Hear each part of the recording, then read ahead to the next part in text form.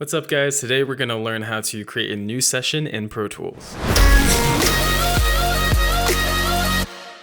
Alright guys, so let's take a look at how to create a new project in Pro Tools. This is actually going to be a little bit different from me. I'm used to recording in Pro Tools, but since I'm showing you how to use it, I'm actually recording everything into Audacity. So my workflow is going to be a little bit different than I'm used to, but we're going to roll with it.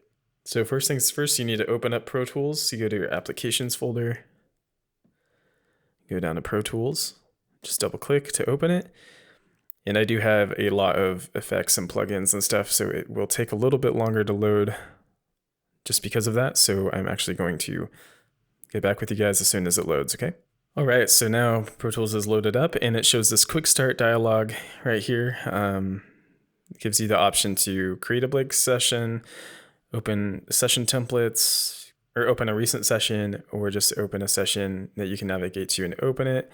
If you don't want to see this every time, you can just uncheck this box here. I like to have it because it pulls up all my recent stuff here, but for now we're going to go to create a blank session.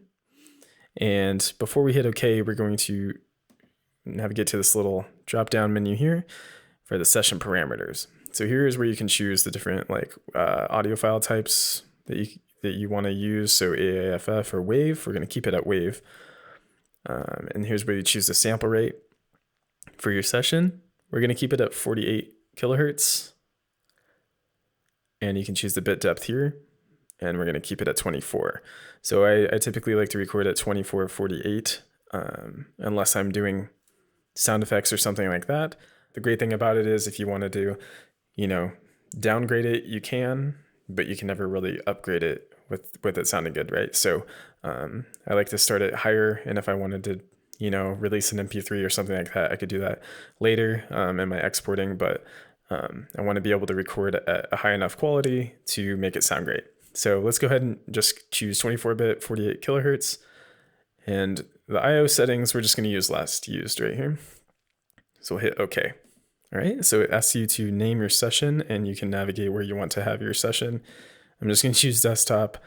We're going to name this new Pro Tools project and hit save. And here you go, it pops open. There's actually two windows that you use in Pro Tools. So we'll go ahead and expand this right now. This is your edit window. And we'll go over this in a separate video, what everything here does. But this is your edit window and all the different tools and stuff you have here at the top. And if you go to Window Mix, sorry, I had a plane fly by. Gotta love living in an apartment complex that's apparently right in the flight path of the airport. All right, so we're just rolling with it. So anyway, we go to Window Mix